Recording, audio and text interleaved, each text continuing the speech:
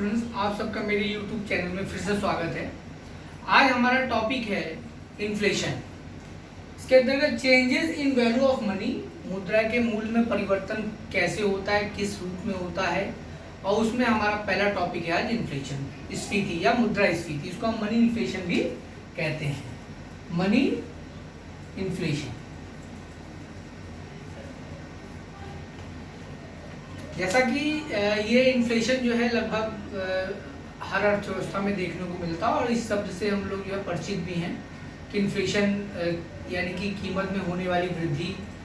को हम कहते हैं। लेकिन इसको और अच्छे ढंग से समझने के लिए कि इन्फ्लेशन जो है वो हर कीमत में होने वाली वृद्धि को कहा जाता है कि नहीं कहा जाता है, या प्रत्येक कीमत की वृद्धि को क्या इन्फ्लेशन कहा जाए, तो शायद नहीं।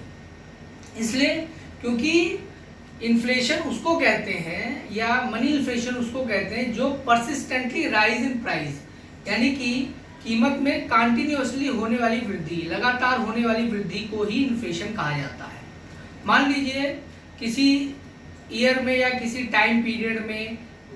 10% प्राइस लेवल हाई हो जाए और वो आकर के वहाँ पे सेटल हो जाए, तो वहाँ पे आकर के वो अगर सेटल हो गए तो वो जीरो इन्फ्लेशन हो गया। लेकिन अगर फिर वो ना तो घट रहे ना तो बढ़ रहे, वो वहाँ पे आके सेटल हो गए। दूसरी तरफ अगर वो नेक्स्ट ईयर या नेक्स्ट टाइम पीरियड में अगर 8% प्राइस में वृद्धि हो जाए तो उसको हम कहते हैं कि इन्फ्लेशन रेट जो है वो कम हो गया या प्राइस रेट जो है वो कम हो गया। तो इस प्रकार इन्फ्लेशन जो है वो प्रत्येक कीमत में होने वाली वृद्धि को इन्फ्लेशन नहीं कहा जा सकता। इसको हम और अच्छे ढंग से समझा सकते हैं। जैसे जो किन्सियन टूल्स है उसके अंतर्गत ये बताया गया कि आफ्टर फुल एम्प्लॉयमेंट, यानी कि पूर्ण रोजगार के बाद अगर कीमतों में वृद्धि हो रही है और चाहे वो मुद्रा की मात्रा में होने के फलस्वरूप, मुद्रा की मात्रा में वृद्धि होने के फलस्वरूप मांग बढ़ रही हो इसलिए कीमत बढ़ रही है,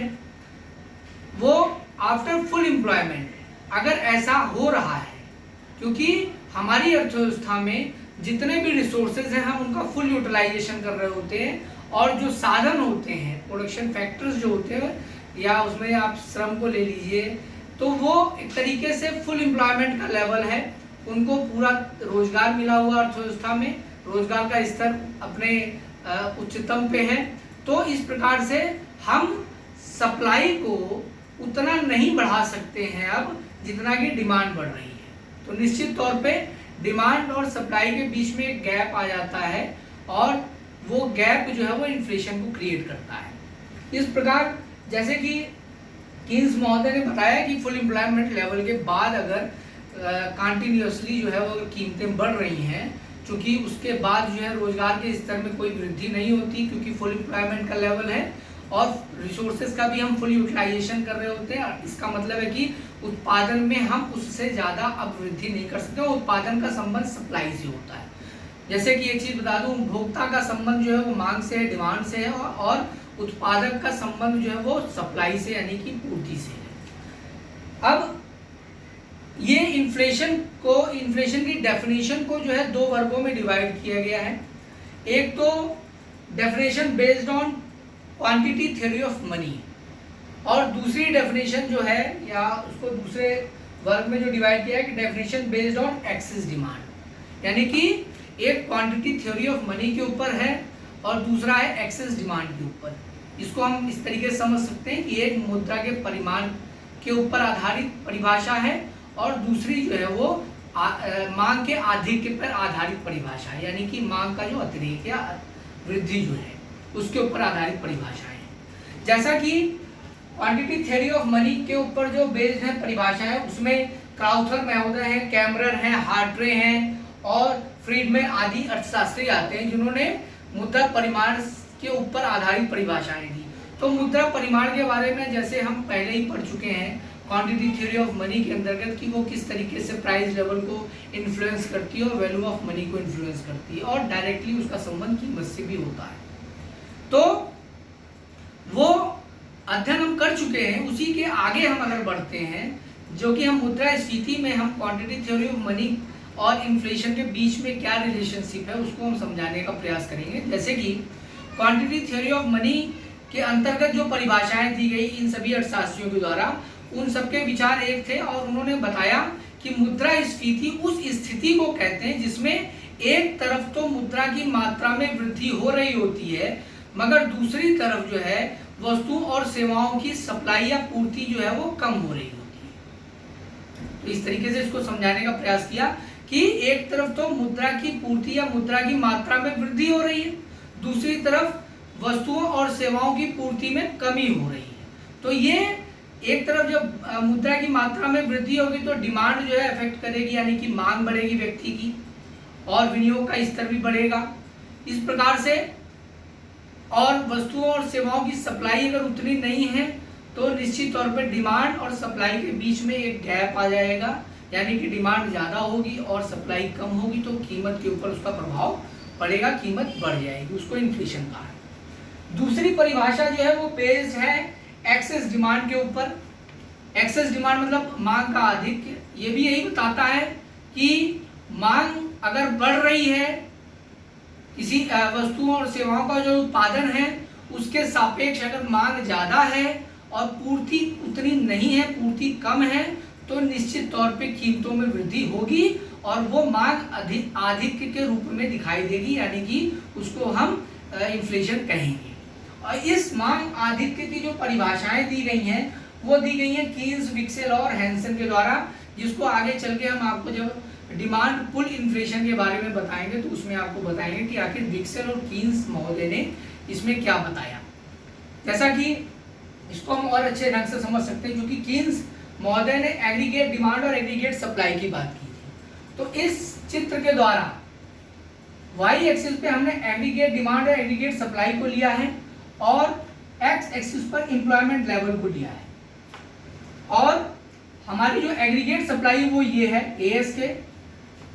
फॉर्म में दिखाई गई है, यानी कि एएस जो है हमारी एग्रीगेट सप्लाई यानी कि कुल पूर्ति, संपूर्ण पूर्ति। और दूसरी तरफ एग्रीगेट डिमांड है ये, और जो एम्प्लॉयमेंट लेवल है वो यहाँ पे है, यानी कि इसको हम ओ मान लेते हैं। तो ये जो है इस बिंदु पर इक्विलिब्रियम है, यानी कि मांग और पूर्ति जो बराबर है और एम्प्लॉयमेंट जो है वो, अब ये हो सकता है कि ये फुल एम्प्लॉयमेंट ना हो, इसको हम पूर्ण रोजगार नहीं कह सकते, हो सकता है ये फुल एम्प्लॉयमेंट ना हो, फुल एम्प्लॉयमेंट यहाँ कहीं हो या यहाँ कहीं हो, कहीं पे भी हो सकता है। और दूसरी तरफ एम्प्लॉयमेंट लेवल अगर बढ़ता है तो सप्लाई लेवल भी बढ़ता है, क्योंकि एम्प्लॉयमेंट जब होगा तो रोजगार अगर बढ़ेगा तो उत्पादन का स्तर भी बढ़ेगा। अब वो ये डिपेंड करता है कि एंटरप्रेन्योरशिप जो है वो क्या एज्यूम करती है मांग को लेकर के, डिमांड को लेकर के, वो उसके ऊपर तय करेगा कि एम्प्लॉयमेंट अगर बढ़ रही है तो सप्लाई कितनी बढ़नी चाहिए या कितनी होनी चाहिए, क्योंकि एंटरप्रेन्योर वो ये एज्यूम करता है कि डिमांड है भी कि नहीं है, यानी कि उसका जो सप्लाई जो कर रहा है जिस वस्तु की वो बिक भी पाएगी कि नहीं बिक पाएगी, तो वो डिमांड के ऊपर तय होता है। मान लीजिए डिमांड जो एग्रीगेट डिमांड ये है और इक्विलिब्रियम पॉइंट ये है, मान लीजिए एम्प्लॉयमेंट लेवल ये है। अब अगर हम मान लेते हैं कि एम्प्लॉयमेंट लेवल कहीं यहाँ पे है, इसको हम कह देते हैं एन एफ, ठीक। तो ये एम्प्लॉयमेंट लेवल कहीं यहाँ पे है, तो ये इसको हम कह देते हैं ए और बी। ये जो चीज क्रिएट हो रही है इसको कह देते हैं हम इन्फ्लेशनरी गैप, इन्फ्लेशनरी गैप, यानी कि ये इन्फ्लेशन का कारण है। क्यों? क्योंकि यहाँ पे एग्रीगेट डिमांड हमारी जो है वो ज्यादा है अपेक्षाकृत एग्रीगेट सप्लाई की, यानी कि पूर्ति जो है वो कम है और मांग ज्यादा है, इसलिए जो है इसको ये जो गैप दिखाई दे रहा है इसको इन्फ्लेशनरी गैप आ जाता है और यही कारण बनता है इन्फ्लेशन का। अब एक चीज और जान लीजिए कि एग्रीगेट डिमांड जो है उसमें कौन कौन से कंपोनेंट हैं। Aggregate demand is equal to C plus I plus G, यानी कि एग्रीगेट डिमांड तय होती है कंजप्शन से, इन्वेस्टमेंट एक्सपेंडिचर से, कंजप्शन एक्सपेंडिचर से और गवर्नमेंट एक्सपेंडिचर से। मतलब व्यक्ति कितना उपभोग पे खर्च करता है, इन्वेस्टमेंट के ऊपर कितना व्यय हो रहा है और गवर्नमेंट कितना व्यय कर रही है। ये डिमांड, ये जो व्यय होता है ये एक तरीके से मांग के लिए होता है, इसलिए एग्रीगेट डिमांड जो है इसके कंपोनेंट सी यानी कंजप्शन, आई इन्वेस्टमेंट और जी गवर्नमेंट। यानी कि ए है जो एक्सपेंडिचर करते हैं उससे तय होता है। अगर कंजप्शन लेवल बढ़ जाएगा तो निश्चित तौर पे प्राइस भी बढ़ेगा क्योंकि मांग बढ़ रही है। इन्वेस्टमेंट लेवल अगर बढ़ता है तो निश्चित तौर पे इकोनॉमी में जो है वह विनियोग जब बढ़ेगा तो निश्चित तौर पे उत्पादन का स्तर और रोजगार का स्तर भी बढ़ेगा, और वो रोजगार का स्तर जब बढ़ेगा तो इनकम को इन्फ्लुएंस करेगा, और जब लोगों के पास आय बढ़ेगी तो वो कहीं ना कहीं मांग के रूप में वृद्धि करेगी, और मांग जब बढ़ेगी तो कीमत को कहीं ना कहीं वो इफेक्ट डालेगी, बढ़ाएगी। तो इस तरीके से एग्रीगेट डिमांड जो है उसके कंपोनेंट है C+I+G। यहाँ तो हमने एक चार्ट के द्वारा आपको बताया कि इन्फ्लेशनरी गैप क्या है और इन्फ्लेशन का कारण क्या है, और किन्स ने बताने का प्रयास किया इसमें। दूसरी तरफ जो किन्स महोदय और विक्सल महोदय ने बात की जो है कि क्या कारण होता है, उसको हम अभी आपको इसी में बताएंगे। लेकिन उसके पहले जो किन्स महोदय ने फुल एम्प्लॉयमेंट की बात की, यानी कि उन्होंने दो प्रकार की स्फीति को लिया, यानी कि एक अर्धस्फीति इसको कह सकते हैं सेमी इन्फ्लेशन, और दूसरी तरफ है फाइनल इन्फ्लेशन यानी कि पूर्ण स्फीति। तो सेमी इन्फ्लेशन और फाइनल इन्फ्लेशन या फुल इन्फ्लेशन जो होता है वो कब होता है और सेमी इन्फ्लेशन कब होता है उसके बारे में बताने का प्रयास किया। यानी कि इस डायग्राम के द्वारा बताया, इस वाई एक्सिस पे हमने एम्प्लॉयमेंट लेवल और प्राइस लेवल को लिया है, वाई एक्सिस पे एम्प्लॉयमेंट लेवल और प्राइस लेवल को, और एक्स एक्सिस पे क्वांटिटी ऑफ मनी यानी कि मुद्रा की मात्रा में होने वाली वृद्धि। जैसा कि बताया कि मुद्रा की मात्रा अगर बढ़ती है तो सेमी इन्फ्लेशन कब होगा, यानी अगर मुद्रा की मात्रा बढ़ रही है अर्थव्यवस्था में प्रारंभिक तौर पे तो वो कहीं ना कहीं जो है प्रोडक्शन लेवल को बढ़ाएगी, विनियोग को बढ़ाएगी और रोजगार बढ़ेगा। लेकिन जिस मात्रा में ये बढ़ेंगे उस मात्रा में कीमत स्तर में वृद्धि नहीं होगी, यानी कि कीमत स्तर उस अनुपात में नहीं बढ़ेगा जिस अनुपात में प्रोडक्शन लेवल और एम्प्लॉयमेंट लेवल में वृद्धि होगी, तो मांग भी जो है उतनी नहीं होगी। फिर इस स्थिति को उन्होंने कहा सेमी इन्फ्लेशन, यानी कि ये जो आपकी डिमांड या फुल एम्प्लॉयमेंट की लाइन है, ये जो फुल एम्प्लॉयमेंट की लाइन है, इसके पहले अगर क्वांटिटी ऑफ मनी की वजह से बढ़ने की वजह से विनियोग का स्तर और रोजगार का स्तर बढ़ रहा है, उत्पादन का स्तर बढ़ रहा है, लेकिन कीमतें उतनी नहीं बढ़ रही, तो इसको उन्होंने बोला है सेमी इन्फ्लेशन यानी कि अर्धस्फीति। लेकिन इसके आगे बढ़ने पर, यानी कि इस स्थिति के आगे बढ़ने पर फुल एम्प्लॉयमेंट लेवल यहाँ पे आ गया, इसके ऊपर अगर हम बढ़ते हैं तो क्वांटिटी ऑफ मनी अगर बढ़ती है तो वो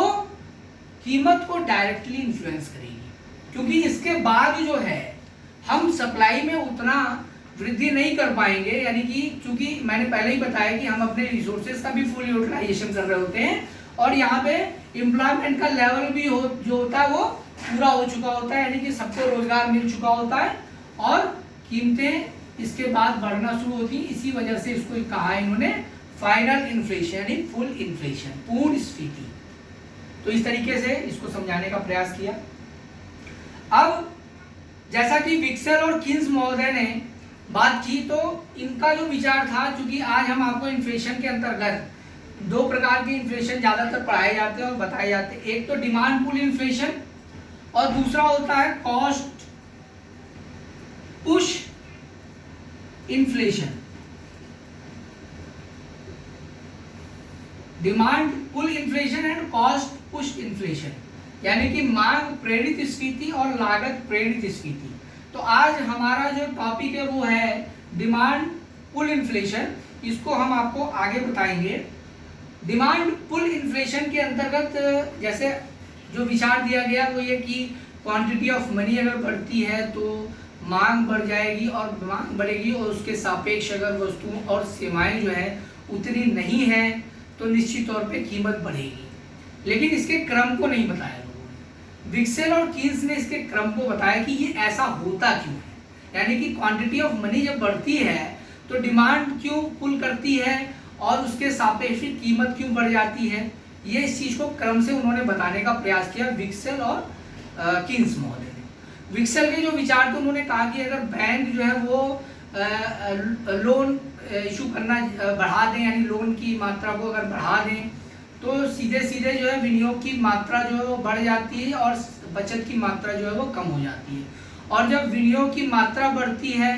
तो निश्चित तौर पे जो है वो मांग को बढ़ाएगी, यानी कि प्रोडक्शन भी बढ़ेगा तो मांग भी बढ़ेगी, और चूंकि रोजगार बढ़ रहा है इन्वेस्टमेंट की वजह से तो मांग भी बढ़ेगी। लेकिन चूंकि उपभोक्ता की जो मौद्रिक आय होती है वो इन्फ्लेशन लेवल के पहले से रिलेट करती है। क्योंकि इन्फ्लेशन के बाद जो है वो कीमतें बढ़ती हैं तो उपभोक्ता की मौद्रिक आय में उतनी वृद्धि नहीं होती है। इन्वेस्टमेंट जब होता है तो इन्वेस्टमेंट भी ये माना जाता है कि इन्वेस्टमेंट जब किया जाता है इकोनॉमी में तो उसका हमको तुरंत जो है वो लाभ नहीं मिलना शुरू होता है। एक टाइम पीरियड के बाद, यानी कि एक समय या एक गैप के बाद जो है हमको उसके प्रॉफिट्स मिलने शुरू होते हैं। लेकिन चूंकि इन्वेस्टमेंट से एम्प्लॉयमेंट लेवल इंक्रीज हो जाता है और इसके साथ साथ जो है अन्य चीज़ों के ऊपर जो प्रभाव पड़ता है उनको तो इनकम मिल रही होती है, तो वो इनकम जो है वो इन्फ्लुएंस करती है डिमांड को, और डिमांड जो है वो प्राइस बढ़ा देती है। तो इस तरीके से विक्सल महोदय ने जो क्रम बताया है, यानी कि विनियोग की मात्रा बढ़ती है, जब बैंक जो है वो ऋण की मात्रा को बढ़ा देते हैं तो विनियोग की मात्रा जो है सेविंग से ज़्यादा हो जाती है। तो निश्चित तौर पे क्या होता है कि लोगों की मांग मौद्रिक आय जो होती है, जो पहले की कीमत से रिलेट करती थी, वह मुद्रास्फीति जब हो जाती है तो मांग उनकी कम हो जाती है और वो बचत की तरफ प्रोत्साहित होते हैं। लेकिन मैंने जैसे बताया कि इन्वेस्टमेंट लेवल जब बढ़ता है तो कुछ समय के बाद जब उसका असर दिखाई देने लगता है इकोनॉमी में, तो उसी को विक्सल महोदय ने बताया कि कुछ समय के बाद जब विनियोग जो है उसका अर्थव्यवस्था में प्रवाह होता है या वो धारा में प्रवाहित होता है तो वो एक तरीके से लोगों की इनकम को बढ़ाता है, और जब उनकी आय बढ़ती है तो उनकी मांग भी बढ़ने लगती है, और जब मांग बढ़ती है तो वो वस्तुओं और सेवाएं अगर उतनी मात्रा में नहीं है, सप्लाई उतनी मात्रा में नहीं है, तो वो कीमत को बढ़ा देती है। दूसरी तरफ ये तो विक्सल का पॉइंट ऑफ व्यू था। दूसरी तरफ कीन्स का जो पॉइंट ऑफ व्यू, कीन्स ने बताया कि उन्होंने एग्रीगेट डिमांड और एग्रीगेट सप्लाई को लिया, यानी कि संपूर्ण पूर्ति और संपूर्ण मांग, इस चीज को उन्होंने लिया और उसमें उन्होंने बताने का प्रयास किया कि जो संपूर्ण मांग है वो और संपूर्ण पूर्ति के बीच में जो अंतर आ जाता है उसकी वजह से जो है कीमतों में वृद्धि होती है। यानी कि संपूर्ण पूर्ति जो होती है वो कम होती है और संपूर्ण मांग जो है उसकी अपेक्षा काफ़ी ज़्यादा होती है, इसकी वजह से कीमतें बढ़ जाती हैं। इस चीज़ को उन्होंने ग्राफ के द्वारा समझाने का प्रयास किया। जैसे यहाँ पे हमने आउटपुट लेवल या इसको एम्प्लॉयमेंट लेवल भी समझ सकते हो, और ये सप्लाई है, एक्स एक्सिस पे दिखाया गया, वाई एक्सिस पे जो है प्राइस लेवल को दिखाया गया। अब इसमें आप देख रहे हैं कि सप्लाई जो है वो कांस्टेंट है, यानी कि सप्लाई की रेखा जो है वो, और रोजगार की जो रेखा है वो जो है कांस्टेंट है। रोजगार जो है वो यहाँ पे आने के बाद जो है फुल एम्प्लॉयमेंट होता है, फुल एम्प्लॉयमेंट के बाद जो है, लेकिन इसको हम सीधे तौर पे आपको समझाते हैं। जैसे कि ये डिमांड जो है वो बढ़ रही है, सप्लाई भी उसी अनुपात में सप्लाई भी बढ़ रही है। डिमांड D1 से D2 हुई, सप्लाई भी बढ़ गई, D2 से D3 हुई, सप्लाई भी बढ़ गई, लेकिन इस लेवल के आने के बाद एम्प्लॉयमेंट लेवल भी फुल हो गया, यानी कि पूर्ण रोजगार की स्थिति आ गई, और सप्लाई चूंकि पहले से ही कांस्टेंट है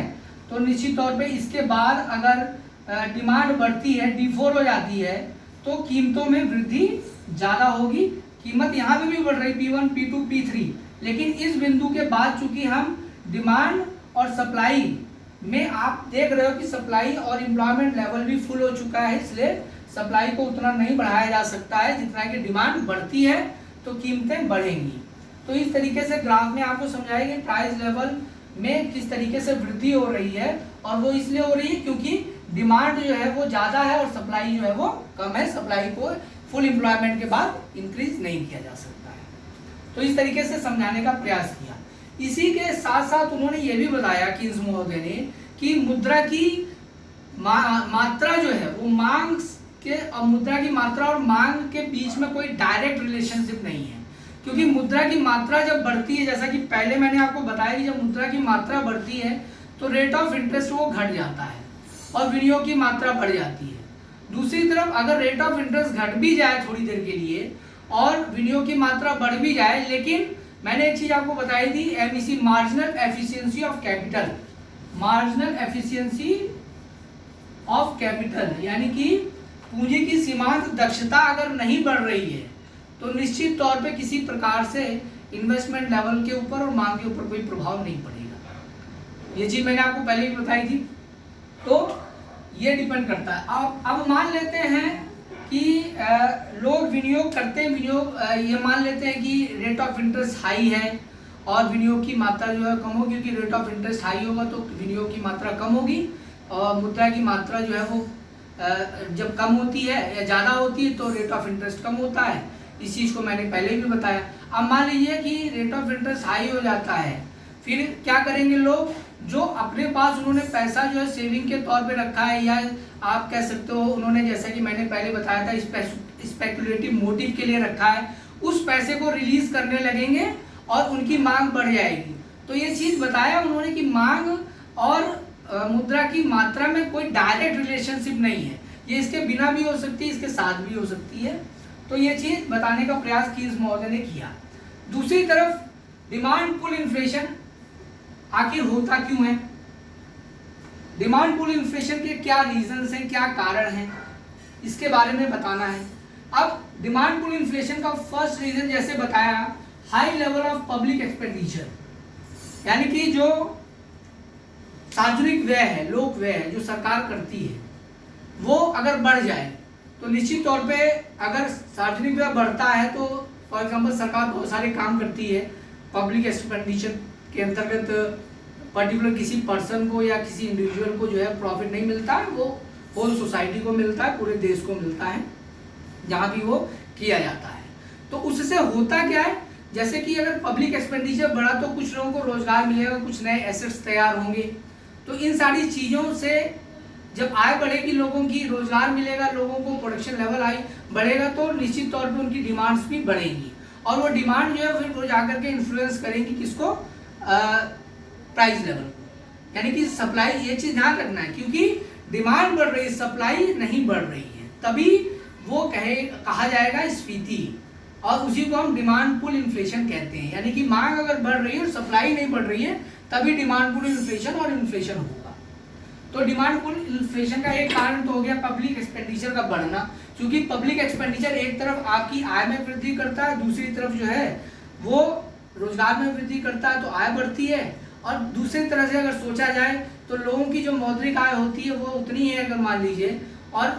पब्लिक एक्सपेंडिचर की वजह से बहुत सारे लाभ उनको जो है सरकार की तरफ से मिल जाते हैं, तो उनकी एक्चुअल इनकम बढ़ जाती है, वो एक्चुअल इनकम जो है वो कहीं ना कहीं डिमांड को अफेक्ट करती है और मांग बढ़ जाती है। दूसरा कारण है इन्वेस्टमेंट या प्राइवेट इन्वेस्टमेंट। जब लोग इन्वेस्ट करते हैं तो उनकी इन्वेस्टमेंट पर्पस के लिए मांग बढ़ती है, यानी कि वो इन्वेस्ट करते हैं तो कहीं ना कहीं लगाएंगे, तो उससे भी जो है रोजगार का स्तर बढ़ेगा, और हो सकता है आय भी बढ़ेगी और मांग बढ़ेगी। तो इन्वेस्टमेंट भी एक कॉमन फैक्टर है डिमांड पुल इन्फ्लेशन का। तीसरा फैक्टर है लो टैक्सेशन, यानी कि करारोपण की मात्रा अगर कम कर दी जाए या टैक्सेशन की दर को अगर कम कर दिया जाए, यानी कि जो टैक्स पहले हम सरकार के पास जमा करते थे, अगर सरकार ने टैक्स की रेट को कम कर दिया तो हमको कम टैक्स देना पड़ेगा, तो हमारे पास जो है वो पैसा और अतिरिक्त बचेगा, मुद्रा की मात्रा में वृद्धि होगी हमारे पास, और निश्चित रूप में वो हमारी मांग को प्रभावित करेगी, हमारी डिमांड्स जो है वो बढ़ेंगी। हम हो सकता है अन्य चीज़ों के ऊपर भी ध्यान दें अपनी मांग के रूप में और कीमतों को बढ़ा दें। तो निश्चित तौर पे कीमत लो टैक्सेशन अगर है तो उसकी वजह से भी बढ़ती है, और लो टैक्सेशन है तो चूंकि हमारे पास पैसा ज़्यादा बचेगा और हम मांग के रूप में उसको प्रकट करेंगे। अगली चीज़ है ब्लैक मनी, जिसको कि हम कई बार सुन चुके हैं कि काला धन जो है वो अर्थव्यवस्था में कहीं ना कहीं देखने को मिलता है, और अभी आपने चूँकि विगत सालों में सुना भी होगा कि काला धन के ऊपर जो है सरकार ने डिमोनेटाइजेशन किया और ऐसी स्थितियाँ लाई ताकि उसको रोका जा सके। तो ब्लैक मनी किस तरीके से डिमांड को पुल करती है, ब्लैक मनी होता क्या है, ब्लैक मनी उसको कहते हैं जिसके ऊपर सरकार को किसी रूप में कोई टैक्स नहीं दिया गया, सरकार से उस पैसे को छुपा के रखा गया, वो एक इनविजिबल इनकम है जो दिखाई नहीं दे रही, अर्थव्यवस्था में है लेकिन मतलब सरकार को उसके बारे में जानकारी नहीं है, लोगों ने उसको छुपा के रखा है, उसके ऊपर टैक्स नहीं अदा किया, अगर टैक्स दे देते तो सरकार के सामने आ जाती है और वो पता चल जाता है कि इतनी इनकम है या इतनी क्वांटिटी है इनकम उसका पैसे की। तो इस तरीके से ब्लैक मनी जो है वो छुपा के रखी है, लेकिन कहीं ना कहीं तो उसका उपयोग होता है इकोनॉमी में, क्योंकि वो होता कहाँ पे है, वो लोग अपनी लग्जरियस लाइफ या लग्जरियस गुड्स के ऊपर खर्च करते हैं। मान लीजिए कहीं वो घूमने के लिए ट्रिप बना लें या कोई एसेट खरीद लें या कोई ऐसी चीज़ खरीद लें जो उनकी लग्जरी से जुड़ी हुई हो, तो ऐसी चीज़ों पे व्यय तो हो रहा है, तो डिमांड तो पुल हो रही है, मांग बढ़ रही है, और वो पैसा जब इकोनॉमी में इनविजिबल है, दिखाई नहीं दे रहा और मांग को बढ़ा रहा है, सप्लाई उसके अकॉर्डिंगली, क्योंकि अगर पता चल जाए कि इतना पैसा इकोनॉमी में है तो सप्लाई भी उसके अकॉर्डिंग, और वो इन्वेस्टमेंट के लेवल में कहीं ना कहीं जो है वो सप्लाई को बढ़ा देगा। लेकिन चूंकि सप्लाई नहीं बढ़ रही है और मांग जो है इस तरीके से बढ़ रही है थ्रू ब्लैक मनी, तो वो